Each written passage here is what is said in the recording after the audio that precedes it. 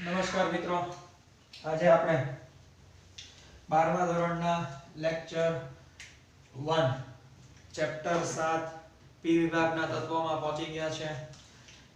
Last લેક્ચરમાં આપણે metallurgy એટલે કે ધાતુ કર્મ વિધિ ચેપ્ટર છે એ કમ્પ્લીટ કર્યું.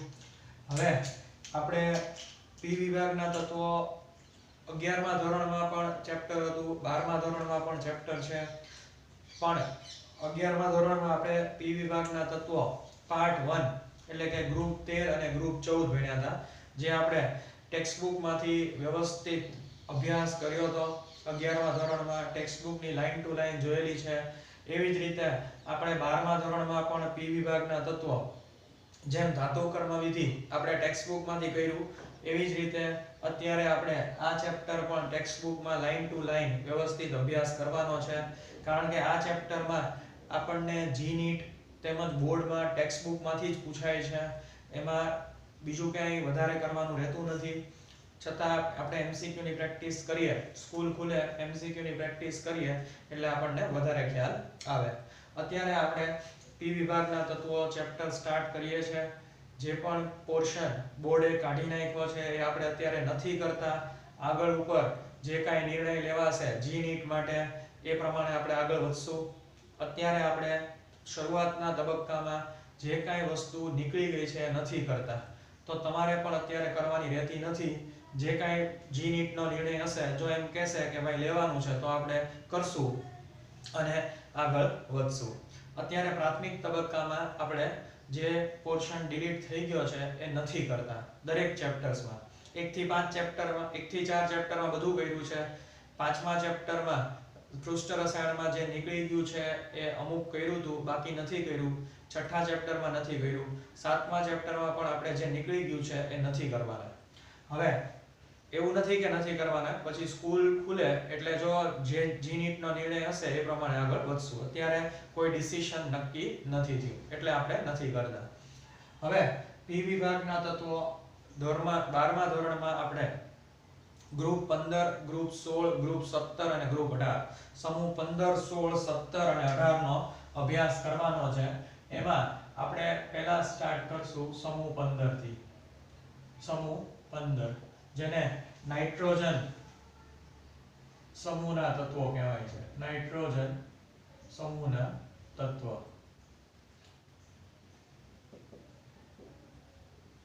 ખાસ યાદ રાખીએ, સમૂહ 15 જે નાઇટ્રોજન સમૂહના તત્વો છે એમાં મુખ્ય 5 તત્વોનો સમાવેશ થાય છે. જે આપણે જોઈએ કે નાઇટ્રોજન, ફોસ્ફરસ, આર્સેનિક, એન્ટીમની અને બિસ્મથ. આવી રીતે 5 તત્વો રહેલા છે. નાઇટ્રોજન, ફોસ્ફરસ, આર્સેનિક, એન્ટીમની અને બિસ્મથ. આ 5 તત્વો રહેલા છે. યાદ કેવી રીતે રાખવું એ ગયા વખતે સમજાવ્યું હતું, અત્યારે સમજાવી દઉં છું. નહીં પડના, અહીંયા આપણે એવું યાદ રાખી શકીએ, નહીં પડના ऐसा सब्जेक्ट बायोलॉजी. नहीं पढ़ना ऐसा सब्जेक्ट बायोलॉजी. नहीं એટલે નાઇટ્રોજન, પડના એટલે ફોસ્ફરસ, ऐसा એટલે આર્સેનિક, સબ્જેક્ટ એટલે એન્ટીમની અને બાયોલોજી એટલે બિસ્મથ. તો આવી રીતે આપણે યાદ રાખવાનું છે. નહીં પડના ऐसा subject biology. Nitrogen, phosphorus, arsenic, antimony અને બિસ્મથ. આ અત્યારે પ્રાથમિક માહિતી આપું છું. ત્યારબાદ આપણે ટેક્સ્ટ બુકમાંથી વિગતવાર અભ્યાસ કરશું. સમૂહ પી વિભાગના તત્વો છે એમાં સમૂહ 13 થી સમૂહ 18 એટલા માટે એ બીજા તત્વો કરતા જુદા પડે છે, કારણ કે આ તત્વોની જે વિવિધતા છે એ એસ, ડી અને એફ વિભાગ ત્રણેય વિભાગના તત્વો સાથે સંયોજાય છે અને વિવિધતા ધરાવતા સંયોજનો બનાવે છે. માટે સમૂહ 15 જે છે એ બીજા સમૂહ કરતા અલગ પડે છે. આ ઉપરાંત સમૂહ 15 માં આપણે જોઈએ તો અહીં જે તત્વો રહેલા છે એ સામાન્ય રીતે નોન મેટલ્સ એટલે કે અધાતુપણાનો ગુણધર્મ ધરાવે છે. અમુક છે એ અર્ધધાતુઓ પણ છે. આ વિભાગમાં અમુક અર્ધધાતુઓ પણ રહેલી છે જેનો પણ આપણે અભ્યાસ કરવાનો છે. આપણે વાત કરીએ તો આ જ સમૂહમાં વાત કરીએ તો નાઇટ્રોજન ફોસ્ફરસ આ બંને અર્ધધાતુ છે અધાતુ છે. નાઇટ્રોજન ફોસ્ફરસ આ બંને અધાતુ છે. આર્સેનિક અને એન્ટીમની આ અર્ધધાતુ છે અને બિસ્મથ છે એ ધાતુ છે. એટલે કે આપણે કહી શકીએ કે સમૂહમાં ઉપરથી નીચે જઈએ તો અધાતુપણાનો ગુણધર્મ ઘટતો જાય છે અને ધાતુપણાનો ગુણધર્મ વધતો જાય છે. હજી એકવાર સમૂહમાં ઉપરથી નીચે જઈએ તો અધાતુપણાનો ગુણધર્મ ઘટતો જાય છે અને ધાતુપણાનો ગુણધર્મ વધતો જાય છે. ખાસ યાદ રાખીએ સમૂહમાં આપણે જેમ જેમ નીચે જતા જઈએ એમ આપણને ભારે તત્વો એટલે કે પરમાણ્વીય ક્રમાંક અને પરમાણ્વીય દળાંક વધારે ધરાવતા તત્વો મળતા જાય છે. સાથે સાથે ડી અને એફ વિભાગ પણ સમૂહમાં નીચે જાઓ એમ આ કક્ષકો પણ આવતા જાય છે. આપણે એનો વિગતવાર અભ્યાસ કરવાનો છે પણ સૌ પહેલા આપણે ઇલેક્ટ્રોન રચનાનો અભ્યાસ કરીએ. કોઈ પણ સમૂહ છે એનો વ્યવસ્થિત અભ્યાસ કરવો હોય તો આપણને ઇલેક્ટ્રોન રચના કમ્પલસરી આવડવી જોઈએ.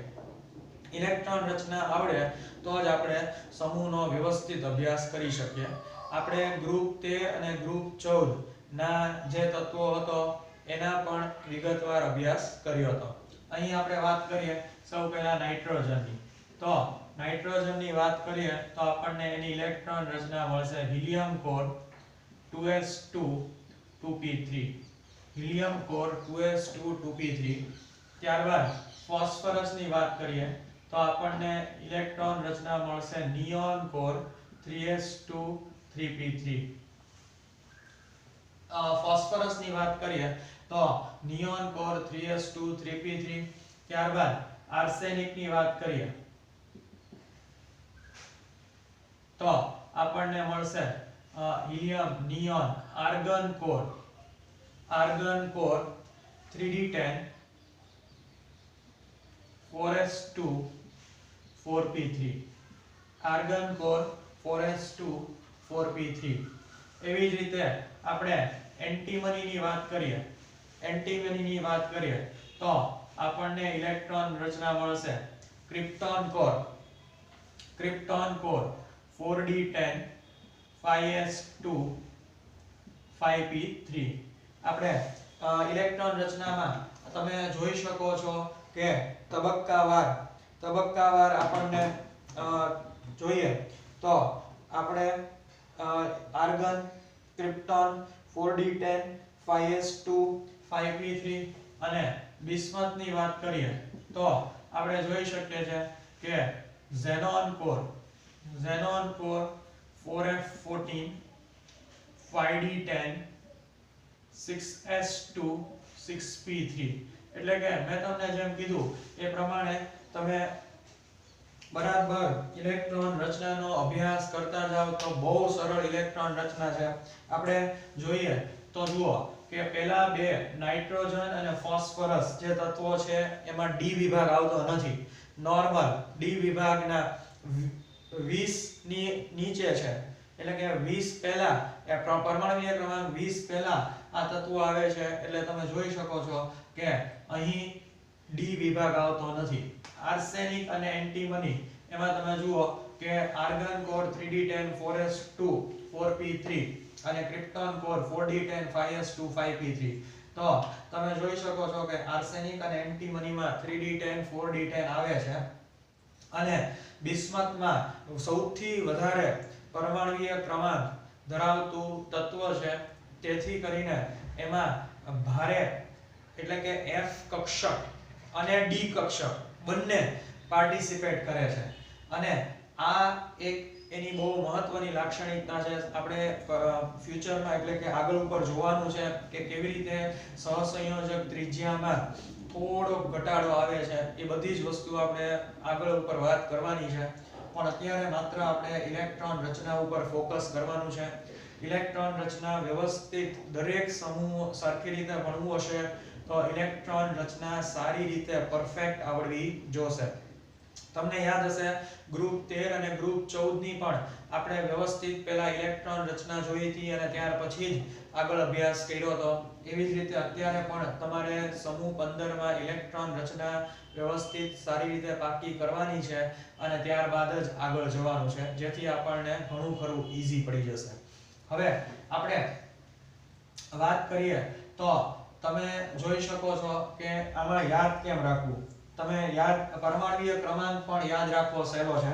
તમને એક ટ્રીક શીખવાડું કે તમે જુઓ નાઇટ્રોજન છે એ બીજા આવર્તમાં આવેલો છે, એટલે કે બીજા આવર્તમાં નાઇટ્રોજન આવેલો છે, એનો પરમાણ્વીય ક્રમાંક 7 છે. બીજા આવર્તમાંથી ત્રીજા આવર્તમાં તમે જાઓ તો એ 8 નો વધારો આવે છે, એટલે દેખીતી વાત છે અહીં 15 થઈ જશે. ફોસ્ફરસ છે એ 15 થઈ જશે. હવે તમે જુઓ કે ફોસ્ફરસ થી આર્સેનિક એટલે કે ત્રીજા આવર્તથી ચોથા આવર્તમાં તમે જાઓ એટલે 18 તત્વો આવે છે. આપણને ખ્યાલ છે પહેલામાં 2, બીજામાં 8, ત્રીજામાં 8, ચોથામાં 18, સીધા 18 તત્વો વધી જાય એટલે આનો પરમાણ્વીય ક્રમાંક 33 થઈ જાય. એવી જ રીતે તમે ચોથામાંથી પાંચમા આવર્તમાં જાઓ છો એમાં પણ 18 તત્વો હોય છે. ચોથામાંથી એટલે કે ચોથામાંથી પાંચમામાં જાઓ તો એમાં પણ 18 હોય છે. એટલે તમે જુઓ કે આનો પરમાણ્વીય ક્રમાંક એન્ટીમની જે છે એનો પરમાણ્વીય ક્રમાંક 51 થઈ જશે. કઈ રીતે? તો તમે જોઈ શકો છો કે અહીંયા 36 ને 10 46 ને 2 48 ને 3 51, બરાબર. અને તમને ખ્યાલ છે કે તમે 51 એટલે કે પાંચમામાંથી છઠ્ઠા આવર્તમાં જાઓ એટલે 32 તત્વોનો વધારો. 2 8 8 18 18 32 અને છેલ્લા સાતમો અધૂરો છે જેને આપણે જેમાં 14 તત્વો જ રહેલા છે. અત્યારે આપણે સાતમાની વાત નથી કરવાની, છઠ્ઠાની જ વાત કરવાની છે. તો પાંચમામાંથી છઠ્ઠામાં જાઓ એટલે સીધા 32 તત્વોનો વધારો, એટલે 51 ને 2 63, 73 83 ને 93. બિસ્મથનો પરમાણ્વીય ક્રમાંક 93 છે.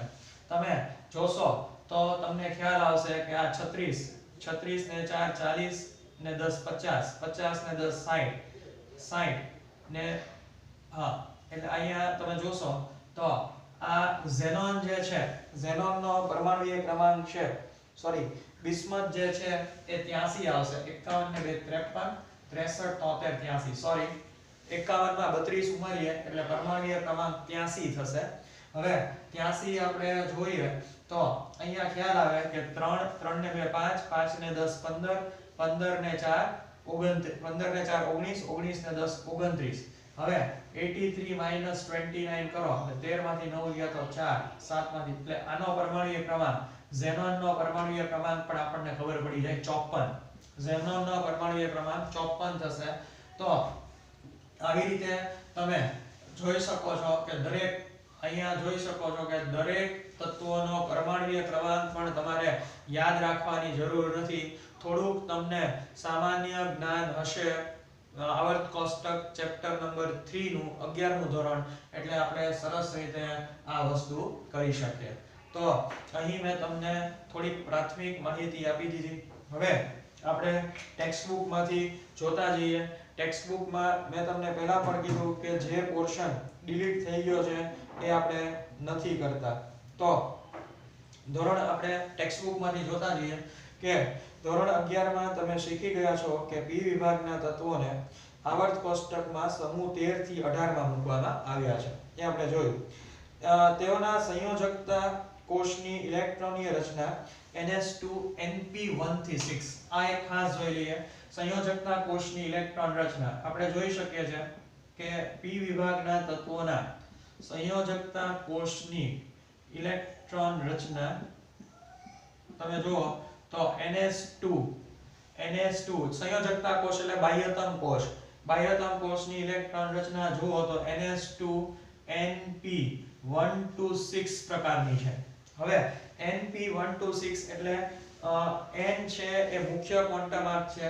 તમે અહીંયા જોઈ શકો છો કે MCQ માં તમારે ધ્યાન રાખવાનું કે P વિભાગના તત્વોમાં ન્યૂનતમ ક્વોન્ટમ આંક સૌથી ન્યૂનતમ ક્વોન્ટમ આંક કયો હોય તો એમાં તમે જોઈ શકો છો કે શરૂઆત P વિભાગની 2 થી થાય છે એટલે ન્યૂનતમ 2 કહેવાનું છે ન્યૂનતમ ક્વોન્ટમ આંક 2 કહેવાનું છે તો અહીં તમે 1 ન મૂકી શકો n = 1 ન મૂકી શકો એ તમારું ખોટું પડે એટલે ન્યૂનતમ ક્વોન્ટમ આંકનું મૂલ્ય 2 કહેવાનું છે તો અહીં તમે જોતા જશો સમૂહમાં જેમ જેમ નીચે જતા જઈએ એમ એમ ન્યૂનતમ ક્વોન્ટમ આંક વધતો જાય છે એટલે કે 2 3 4 5 6 આવી રીતે તમે બાહ્યતમ કોષનો ક્વોન્ટમ નંબર છે એ જોઈ શકો છો તો અહીં આપણને ખ્યાલ આવે છે કે મુખ્ય ક્વોન્ટમ આંક n = 2 to 6 સુધીનો છે તો આ એની બાહ્યતમ કોષની ઇલેક્ટ્રોન રચના છે P વિભાગ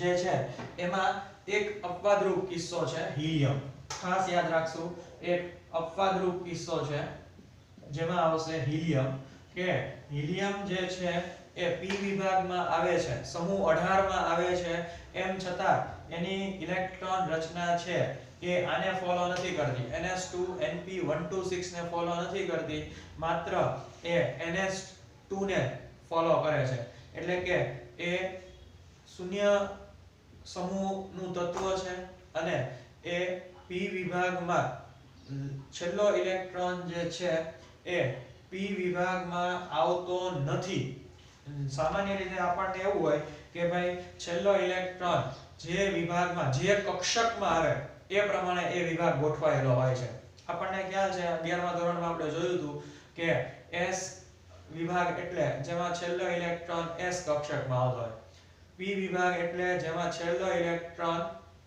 P કક્ષકમાં આવતો હોય D વિભાગ એટલે જેમાં છેલ્લો ઇલેક્ટ્રોન D કક્ષકમાં આવતો હોય અને F વિભાગ એટલે જેમાં છેલ્લો ઇલેક્ટ્રોન F કક્ષકમાં આવતો હોય પરંતુ અહીં એક અપવાદરૂપ કિસ્સો છે કે હિલિયમ છે એ P વિભાગમાં આવે છે એમ છતાં એમાં છેલ્લો ઇલેક્ટ્રોન S કક્ષકમાં જ આવે છે એટલે આ એક અપવાદરૂપ કિસ્સો P વિભાગનો યાદ રાખવાનો છે તો એની ઇલેક્ટ્રોન રચના 1s2 છે P વિભાગના તત્વોના ગુણધર્મો અન્ય તત્વોની જેમ પરમાણ્વીય કદ આયનીકરણ એન્થાલ્પી ઇલેક્ટ્રોન પ્રાપ્તિ એન્થાલ્પી અને વિદ્યુત ઋણતા દ્વારા અસર પામે છે જેમ અન્ય તત્વો છે એના દરેક ગુણધર્મો આની ઉપર અસર પામતા હોય છે એવી જ રીતે P વિભાગના તત્વોના ગુણધર્મો પણ અસર પામે છે બીજા આવર્તમાં D કક્ષકોની ગેરહાજરી તથા ભારે તત્વોમાં D અથવા D અને F કક્ષકોની હાજરીના તત્વોના ગુણધર્મો પર સાર્થક અસર પડે છે મેં તમને કીધું કે નાઇટ્રોજન અને ફોસ્ફરસમાં D વિભાગ નથી આર્સેનિક અને એન્ટિમની ભારે તત્વોમાં D વિભાગ છે અને સૌથી ભારે તત્વ જે બિસ્મથ છે એમાં D અને F બંને વિભાગ છે જેથી કરીને એના ગુણધર્મો છે એમાં ફેરફાર સાર્થક અસર જોવા મળે છે વધુમાં ત્રણ પ્રકારના તત્વો ધાતુઓ અર્ધધાતુઓ અને અધાતુઓની હાજરી આ તત્વોના રસાયણ વિજ્ઞાનમાં વિવિધતા લાવે છે એટલે કે મેં તમને પહેલા જ સમજાવ્યું કે પહેલી બે છે એ અધાતુ છે પછી અર્ધધાતુ છે અને પછી ધાતુ છે તો આવો સમન્વય અલગ અલગ ધાતુ અધાતુ અર્ધધાતુનો સમન્વય હોવાને કારણે એના ગુણધર્મોમાં આપણને ફેરફાર જોવા મળે છે ધોરણ 11 માં આવર્ત કોષ્ટકના P વિભાગના સમૂહો 13 અને 14 ના તત્વોના રસાયણ વિજ્ઞાનનો અભ્યાસ કર્યા પછી આ એકમમાં તમે પછીના સમૂહના તત્વોના રસાયણ વિજ્ઞાન શીખશો તો આપણે ધોરણ 11 માં આ દરેક વસ્તુનો અભ્યાસ કર્યો છે હવે આપણે આ 12મા ધોરણમાં આપણે 15મા સમૂહના P વિભાગના 15મા સમૂહના તત્વોનો અભ્યાસ કરવાનો છે બીજી વાત કે આપણે જે ટોપિક નીકળી ગયા છે હું તમને કહેતો જઈશ સૌ પહેલા ટોપિક જે 15.1 છે પ્રાપ્તિ સ્થાન એ આખો નીકળી ગયો છે એ અત્યારે આપણે કરતા નથી હજી કહું છું અત્યારે કરતા નથી પછી જેડવરી નીટનો ભવિષ્યમાં જે કાંઈ નિર્ણય આવશે એ પ્રમાણે આપણે આગળ જશું એવું નથી કે આપણે નથી કરવાના પણ જે નિર્ણય આવે એ પ્રમાણે આપણે સ્વીકારશું અત્યારે 15.1 ટોપિક છે પ્રાપ્તિ સ્થાન એ નીકળી ગયો છે, પરંતુ જે ટેબલ છે આ પી વિભાગના તત્વોમાં આખું જે ટેબલ છે એ ખૂબ મહત્વનું હોય છે.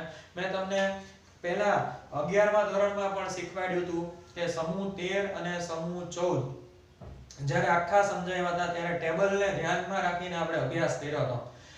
ખાસ યાદ રાખો, કોષ્ટક તમારે પાકા નથી કરવાના. કોષ્ટક એક પણ તમારે પાકા નથી કરવાના, પરંતુ કોષ્ટકની જે કાંઈ આવર્તમાં સમૂહમાં જે કાંઈ અભ્યાસ છે એને ધ્યાનમાં લેવાનું છે. તમને કોષ્ટક નહીં પૂછે, પરંતુ એમાં જે કાંઈ ચેન્જીસ થતા હોય એ ચોક્કસ પૂછશે. એટલે દરેક વિદ્યાર્થી કોષ્ટકને બિલકુલ લાઇટલી ન લે. એના થકી આપણને અભ્યાસ ઘણો સરળ પડે. આપણે જોતા જશું. સૌ પહેલા હવે 15.1 નથી, એટલે તમે આપણે કહી શકીએ કે સોરી 7.1 જે છે પ્રાપ્તિ સ્થાન, 15.1 ની 7.1 જે પ્રાપ્તિ સ્થાન, એટલે 15મા સમૂહમાં 7.1 જે છે એ પ્રાપ્તિ સ્થાન નથી. હવે 7.1.2 ઇલેક્ટ્રોન રચના છે. તો ઇલેક્ટ્રોન રચના મેં તમને આખી અહીંયા સમજાવી દીધી. એ જ વસ્તુ તમારે કોષ્ટકમાંથી રિફર કરવાની છે. મેં તમને આખો વ્યવસ્થિત સમજાવી દીધું, છતાં તમને કહી દઉં છું કે પહેલા બે તત્વો છે એમાં ડી વિભાગ નથી આવતો, બીજા બે તત્વો છે એટલે કે આર્સેનિક એન્ટીમની એમાં ડી વિભાગ આવે છે, અને જે સૌથી ભારે બિસ્મથ છે એમાં ડી અને એફ બંને વિભાગ આવે છે. તમારે આખી વ્યવસ્થિત પાકી કરવાની છે. ત્યારબાદ પરમાણ્વીય અને આયનીય ત્રિજ્યા 7.1.3 પરમાણ્વીય ત્રિજ્યા અને આયનીય ત્રિજ્યા. ખાસ યાદ રાખો મિત્રો, જે ટ્રેન્ડ જે વલણ પરમાણ્વીય ત્રિજ્યાનું હોય છે એ દરેક વલણ આયનીય ત્રિજ્યાનું હોય છે. પરમાણ્વીય ત્રિજ્યાને આપણે સહસંયોજક ત્રિજ્યા પણ કહેશું.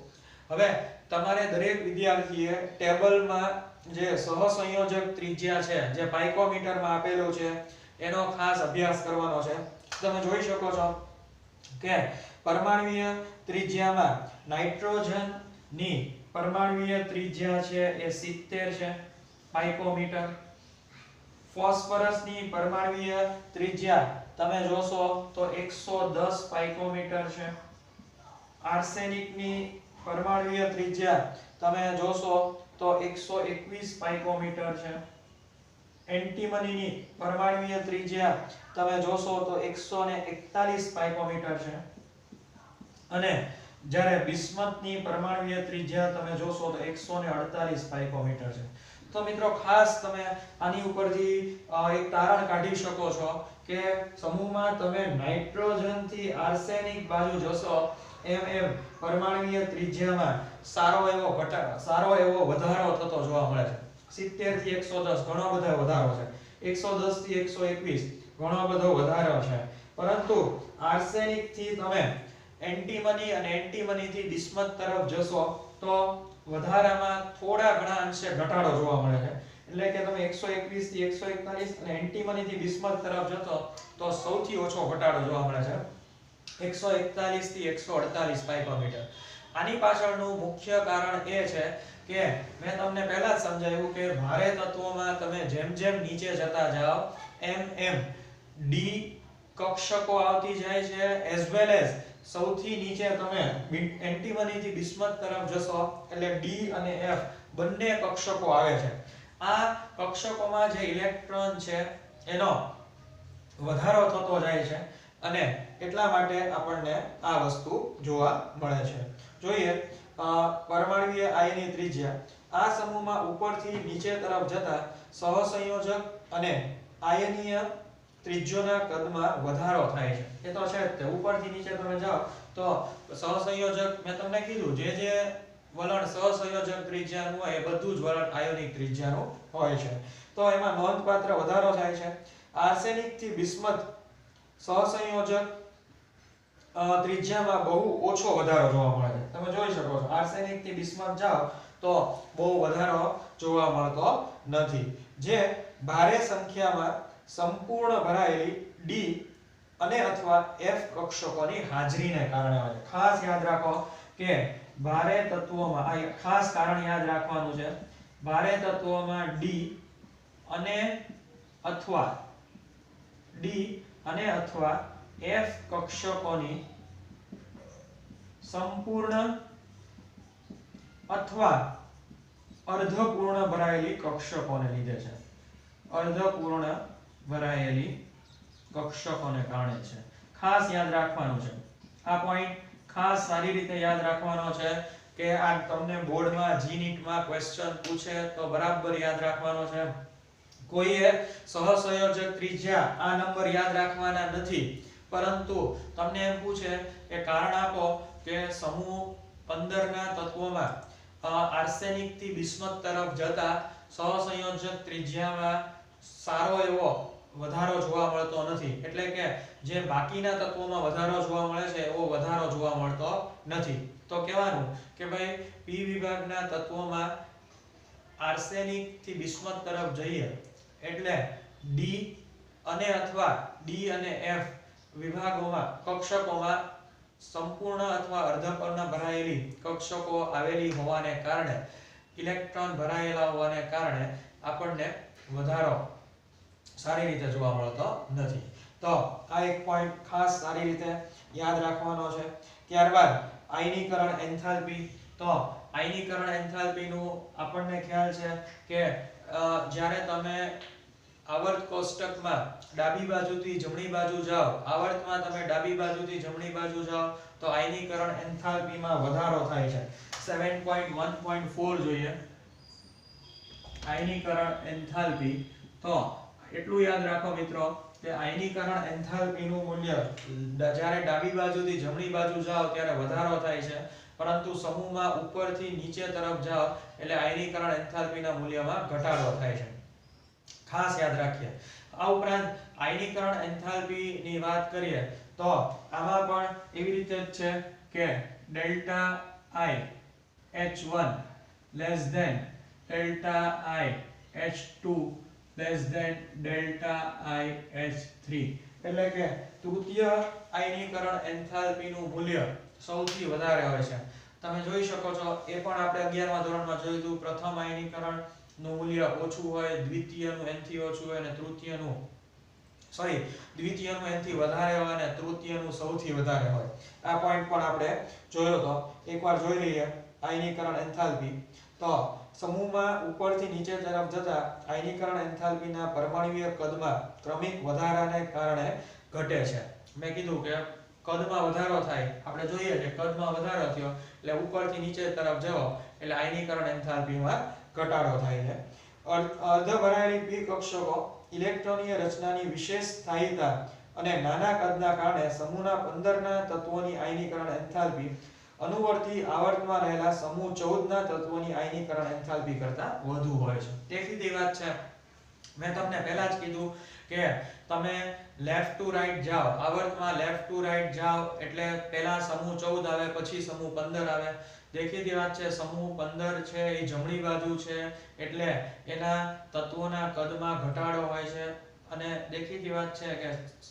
તત્વોના કદમાં ઘટાડો હોય એટલે સમૂહમાં એટલે આવર્તની જે વાત કરીએ તો આવર્તમાં સમૂહ 15 સમૂહ 14 ની જમણી બાજુ છે એટલે દેખીતી વાત છે કે એની આયનીકરણ એન્થાલ્પીનું મૂલ્ય વધારે હોવાનું અને એટલે જ આપણે કહી શકીએ કે ડેલ્ટા IH1 ડેલ્ટા IH2 અને ડેલ્ટા IH3 એટલે કે ડેલ્ટા IH3 નું મૂલ્ય સૌથી વધારે છે ત્યારબાદ વાત કરીએ 7.1.5 વિદ્યુત ઋણતા તો ખાસ યાદ રાખીએ મિત્રો કે સમૂહમાં તમે ઉપરથી નીચે જાઓ એમ વિદ્યુત ઋણતામાં ઘટાડો થાય છે ખાસ યાદ રાખીએ સમૂહમાં ઉપરથી નીચે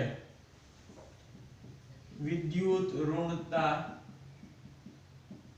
માં ઘટાડો થાય છે એટલે કે વિદ્યુત ઋણતામાં ઘટાડો થાય છે એટલે કે નાઇટ્રોજન સૌથી વધારે વિદ્યુત ઋણીય તત્વ બિસ્મથ છે એ સૌથી ઓછું વિદ્યુત ઋણીય તત્વ બીજા શબ્દોમાં એમ પણ કહી શકીએ કે વિદ્યુત બિસ્મથ છે એ વિદ્યુત ધનમય તત્વ છે કારણ કે ધાતુ છે જોઈએ સામાન્ય રીતે સમૂહમાં ઉપરથી નીચે તરફ જતા પરમાણુય કદ વધવાની સાથે વિદ્યુત ઋણતાનું મૂલ્ય ઘટે છે જો કે ભારે તત્વોમાં આ તફાવત બહુ નથી. જેમ જેમ ભારે તત્વોમાં આપણે આગળ જતા જઈએ એમ તફાવત છે એ બહુ હોતો નથી.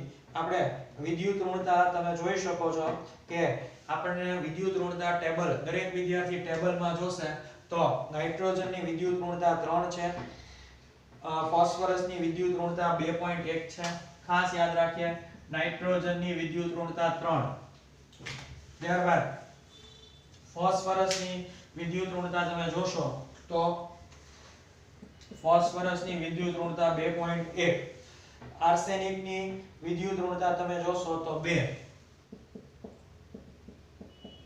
એન્ટીમનીની વિદ્યુત ઋણતા જોઈએ તો 1.9 અને બિસ્મથની વિદ્યુત ઋણતા જોઈએ તો પણ 1.9. એટલે તમે જોઈ શકો છો કે સમૂહમાં જેમ જેમ નીચે જઈએ એમ એમ વિદ્યુત ઋણતા છે એમાં તફાવત ઓછો થતો જાય છે. એટલે કે તમને જુઓ 3 થી 2.1, 2.1 થી 2, પછી આર્સેનિક થી બિસ્મથ બાજુ જાઓ તો લગભગ સમાન જેવું છે 1.9, 1.9. એટલે સમૂહમાં ઉપરથી નીચે જાઓ એમ વિદ્યુત ઋણતામાં ઘટાડો થાય છે, પરંતુ ભારે તત્વોમાં વિદ્યુત ઋણતામાં એટલો બધો ઘટાડો જોવા મળતો નથી. એનું કારણ પણ એ જ છે કે ભારે તત્વોમાં અર્ધપૂર્ણ સંપૂર્ણ ભરાયેલા ડી અને એફ વિભાગના તત્વો છે. તો આ દરેક વસ્તુ 7.1.5 સુધી આજે આપણે અભ્યાસ કર્યો મિત્રો. હવે આપણે 7.1.6 ભૌતિક ગુણધર્મો, રાસાયણિક ગુણધર્મો, ભૌતિક ગુણધર્મો, રાસાયણિક ગુણધર્મોનો અભ્યાસ આપણે નેક્સ્ટ ટોપિક નેક્સ્ટ ચેપ્ટર લેક્ચરમાં કરશું, લેક્ચર નંબર 2 માં.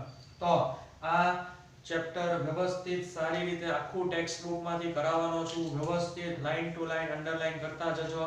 ત્યારબાદ MCQ કરશું એટલે લગભગ આ ચેપ્ટર ઘણું સરળ થઈ જશે. આ બધી જ વસ્તુ સારી રીતે નોટ્સ કરીને તમારે દેખાડવાની છે. લખી લો બધું.